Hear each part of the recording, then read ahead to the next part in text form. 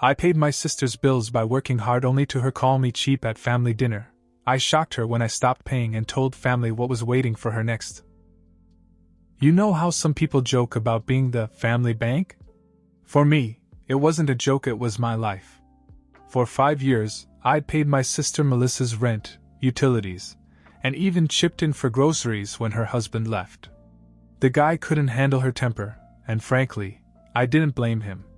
She could be difficult, but she was my sister, and when our parents pulled the golden years card to avoid helping, the job fell to me. It wasn't easy. I'm not a millionaire, just a regular guy with a blue-collar job and one vacation a year, if I'm lucky. But I kept telling myself, who else is going to help her if I don't? So I took it on. Diapers when her daughter Ellie was a baby. Birthday presents every year. Even the tablet Ellie wanted for school last year. I gritted my teeth and told myself I was doing the right thing, even if it meant tightening my own belt. But here's the kicker, Melissa didn't stay broke. About a year ago, she got a decent job, one with benefits and a salary that kept her from drowning in bills. I figured I'd help out for a little while longer, just until she got back on her feet. What I didn't expect was for her to show up at family dinners and talk about all the expensive things she was buying for herself. At first I kept quiet. I told myself, maybe she just needs to enjoy life a little bit after everything she's been through. But last week she crossed the line. We were at my parents' house for dinner, me, Melissa, Ellie, our parents, and my Uncle Rob. Melissa casually mentioned that she wanted to buy a designer purse. Not just any purse, one that cost over $500. So I'm helping you spend hundreds of dollars on this? I asked, keeping my tone calm but firm. Her response? Oh, don't be cheap, John. That comment was cheap too. Something inside me snapped. 5 years of sacrifice, of giving up things I wanted so she could stay afloat, and I was cheap? I didn't immediately explode. I just sat back in my chair and looked around the table. Mom and Dad were pretending to find their mashed potatoes fascinating. Melissa looked smug, like she'd scored some kind of point. Uncle Rob was the only one who didn't look uncomfortable. Cheap? I finally said. You want to talk about cheap? Let's talk about how I pay your rent while you buy designer purses. Let's talk about how our parents refuse to lift a finger because they're enjoying their golden years, and I'm the idiot who has to clean up the mess. You know what, Melissa? I'm done. No more rent, no more groceries, no more pills for Ellie. You're on your own. The room fell silent. Then Uncle Rob leaned back in his chair and said, Way to go, John. You don't owe anyone anything. I got up, grabbed my jacket, and headed for the door. Before I left, I turned back to Melissa. And if you think this is just temporary anger, you're wrong. You'll be paying your own rent, your own bills, and your own groceries from now on. As for Ellie, I hope she grows up better than this, but she's not my daughter. That's up to you. I walked out. Uncle Rob followed me out, patting me on the back and muttering something about how he wished he'd said it himself. But as much as his support meant, I couldn't shake the anger. 5 years and I was the bad guy. This was just the beginning. The fallout would come next, and it would be uglier than I had ever imagined. A week passed and I didn't hear a word from Melissa. I wasn't expecting a thank you, but I thought there would be at least a blow-up text or a dramatic voicemail. Nothing. The silence unsettled me more than I cared to admit. Then, late one night, there was a knock at my door. When I opened it, I wasn't surprised to see my parents standing there, looking annoyed. I let them in, thinking this was the moment they'd come to lecture me about family responsibilities. We need to talk about Melissa, Mom said, her voice sharp. Do we? I asked, leaning against the counter. She's struggling, John, Dad added. Ellie doesn't deserve to suffer because of your stubbornness. Don't punish the child. I laughed, but not because I found anything funny. So let me get this straight. You two who refuse to help her because you're too busy enjoying cruises and wine tastings want to guilt me into bailing her out again. Is that fair? That's not fair, Mom snapped. We're retired. You're young and capable. She's your sister. And she's your daughter. I shot back. Funny how that works. They didn't like that. The conversation spiraled into the same old routine. Family should always help family. I was heartless. Ellie was an innocent child. I listened for a while, then cut them off. If you care so much, why don't you start paying her bills? I asked. Mom scoffed. We don't empower her like you do. She has to learn responsibility. Exactly, I said. And she's not going to learn as long as everyone keeps bailing her out. Dad gave me a look like I'd just kicked a puppy. You're being cold, John. This isn't like you. Maybe not, I said, walking to the door and holding it open. But it's how I'll be from now on. Thanks for stopping by. They left, grumbling under their breath, but I felt good about standing my ground. At least I did until 2 days later when the real bombshell dropped. Melissa called me out of the blue, and I answered out of curiosity. What do you want? I asked. Her voice was strangely calm, almost cheerful. I just wanted to let you know that I'm moving out of the apartment next month. I frowned. Why? Can't you afford it without me? Oh, I can afford it, she said. I just don't want to. I found something better. That threw me. Better? You're moving to a nicer place? Not exactly, she replied, and there was something smug in her tone that made my teeth tingle.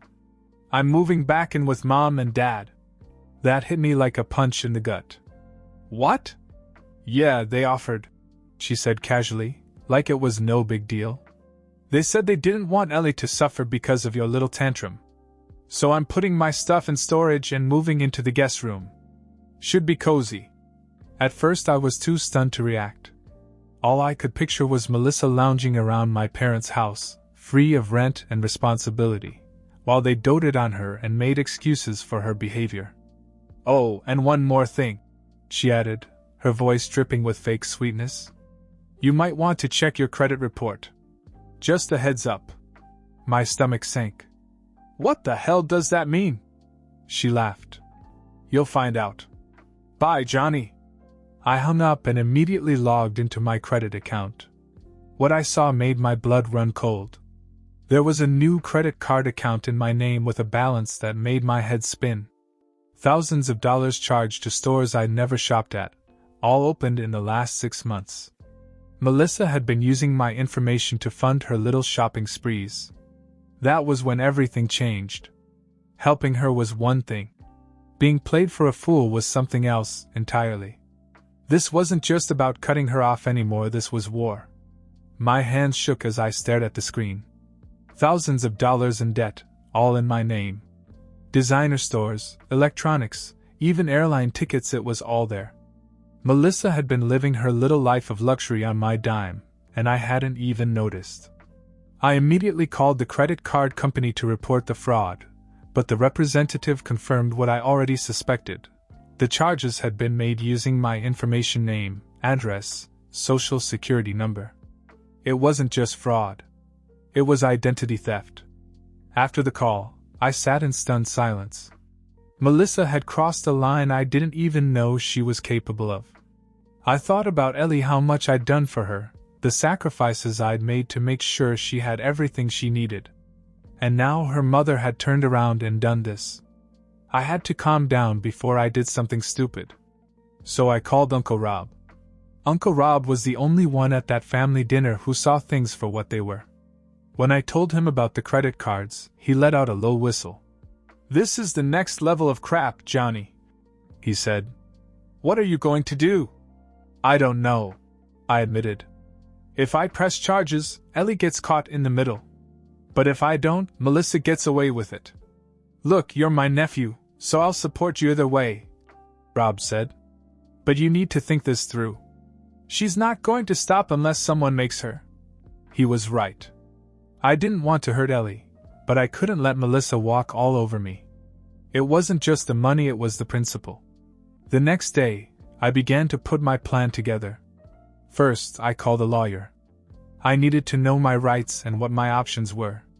Melissa had made a huge mistake using my name and not bothering to cover her tracks. Every charge led right back to her. The attorney confirmed that I had a strong case for pressing charges, but he also suggested something I hadn't thought of: negotiating with her before going to the authorities. Sometimes the threat of legal action is enough to get people to do the right thing, he said. I wasn't sure Melissa was capable of doing the right thing, but I agreed to give it a try. I called her that evening. She picked up on the second ring, probably expecting another argument. "Hey, Johnny," she said cheerfully. "What's up?" "Cut the crap, Melissa," I said. "I know about the credit cards." There was a long pause, then a nervous laugh. "What are you talking about?" "Don't play dumb," I snapped. "I already reported the fraud, and I have a lawyer. You used my information to open these accounts, and every single charge is tied to your name." Her tone changed immediately. "Johnny, it's not what you think. I was going to pay it back. Things got tight and I dash." "Save it," I said. "Here's what's going to happen. You're going to pay back every cent of that debt. If you don't, I'm going to press charges, and you can explain yourself to a judge. Your choice." "Johnny, please," she pleaded. "Ellie, don't drag her into this," I said. "She's the only reason I'm even giving you this chance." I hung up, hoping she'd take me seriously. But I knew Melissa too well. She wasn't the type to accept consequences without a fight. The next move was mine, and I was ready for whatever came next. I didn't expect Melissa to take me seriously, so when I got a call a week later from my credit card company saying the accounts had been paid in full, I was surprised. Relieved, sure, but surprised. Then I got the full story, and the relief didn't last long. Apparently, Melissa had gone crawling back to our parents for the money. They had fronted her the cash to pay off the cards, draining the vacation fund they'd been saving for a winter trip to the Caribbean.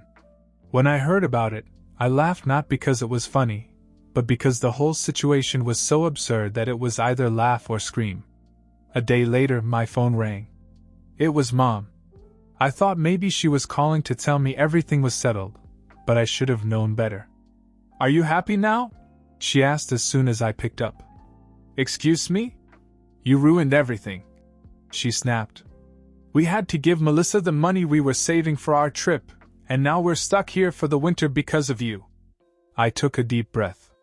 "Let me get this straight. I ruined everything? Not Melissa, who committed identity theft and put me thousands of dollars in debt? Not you and Dad, who refused to help her for years and dumped it all on me? No, it's my fault. You didn't have to threaten her like that." Mom shot back. "You could have worked it out as a family. We tried, remember? For 5 years I was the one working things out. And look where it got me. You didn't have to get lawyers involved, John," she yelled. "She's your sister. And I'm your son," I yelled back. "Funny how that doesn't seem to matter when it comes to me, isn't it?" She was silent for a moment, then said coldly, "You're not the man I thought you were." "Good," I said. "Because I'm finally the man I should have been all along, one who doesn't let his family walk all over him." The fallout was immediate. Mom and Dad were furious. Melissa played the victim, telling anyone who would listen that I had bullied her into paying back the money. Even Ellie was dragged into it, though I did my best to shield her from the drama. Uncle Rob, of course, had my back. "Let them be mad," he said as I vented to him. "You're the only one in the family with any sense. Let them stew." But it wasn't that easy. Family dinners were tense. Mom rarely spoke to me, and when she did, it was to make pointed comments about loyalty and forgiveness. Dad kept his distance, too, though he wasn't as vocal about it. And Melissa? She acted as if nothing had happened. She'd show up with Ellie, smiling and laughing, like we were all one big happy family. But every now and then I'd catch her giving me a look, cold, calculating, like she was already plotting her next move. The real kicker came when I heard from Ellie. She called me one night and asked if I could help her with a school project. I was happy to oblige, but as we talked, she hesitated and then said something that broke my heart. "Uncle John, are you mad at me?" "No, honey," I said quickly. "Why would you think that?" Mom says you won't help us anymore because you're mad at her. But I haven't done anything wrong. Have I? I felt a lump in my throat. No, Ellie. You didn't do anything wrong. And I'll always be here for you, no matter what. Okay? Okay, she said quietly. I hung up and sat there for a long time, staring at the wall. I didn't want to give in, I couldn't. But then I realized that this wasn't just about me or Melissa anymore. There were deeper rifts in our family that I hadn't wanted to see before. And mending them? It wouldn't be easy. If it was even possible. The tension in the family only got worse after that. Every gathering became a battleground of passive-aggressive remarks and icy silences. Melissa continued to play the victim, leaning into her role as the single mom, who had been unfairly punished. Mom and Dad weren't much better. Every time I saw them, they found a way to slip in some comment about family loyalty, or how hard it was for them to see Melissa struggle. Never mind that her struggle was to move into their house, eat their food, and do little else. The breaking point came at Ellie's school play a few weeks later. Melissa had told me about it, and of course I showed up. I didn't want to punish Ellie for what her mother had done. She was on stage singing with her classmates, and I could see how proud she was when she spotted me in the crowd. After the performance, we all gathered in the school gym for refreshments. Ellie ran up to me, beaming, and I handed her a small bouquet of flowers I'd picked up along the way. "Thanks, Uncle John," she said, giving me a big hug. Melissa appeared a moment later, her expression as sour as ever. "Really, John? Flowers? Are you trying to buy her love now?" I ignored her and turned back to Ellie. "You did great up there, kid. I'm proud of you." Ellie smiled, but Melissa wasn't finished. She folded her arms and said loudly, "You know, it's funny how you can afford flowers, but you couldn't find it in your heart to keep helping your family." A few heads turned and I felt my face heat up. "Are you really going to do this, Melissa?" I said quietly. "Why not?" she shot back. "You've already embarrassed me in front of everyone. Might as well make it a full set." I sighed and turned to leave, but her next words stopped me cold. "Ellie deserves better," she said. "She deserves an uncle who actually cares about her, not someone who uses her to make himself feel better." I turned, my voice low but firm. "You don't get to play that card, Melissa. Not after what you've done. And I'm not going to stand here while you try to turn Ellie against me. She's not stupid. One day she'll see the truth." I left after that, not trusting myself to say more. The fallout from that scene was immediate. Mom called me the next morning, furious. "How could you humiliate your sister like that? At Ellie's recital of all places? Did she tell you what she said to me?" I asked. "It doesn't matter," Mom snapped. "You're supposed to be the bigger person." "I've been the bigger person for 5 years," I said. "And where has it gotten me?" "Nowhere." "Well, you've made your point," she said coldly. "You can stop punishing her now." "This isn't punishment," I said. "It's consequences. Maybe if you and Dad had taught her that when we were kids, we wouldn't be in this mess." She hung up, and I didn't hear from her again for days. Then, a week later, the unexpected happened. Ellie showed up at my door. When I opened it, she was standing there with a backpack slung over her shoulder and tears in her eyes. "Mom told me I can't call you anymore," she said softly. "But I don't want to stop seeing you." My heart broke again. I knelt down and hugged her tightly. "You're always welcome here, Ellie. Always.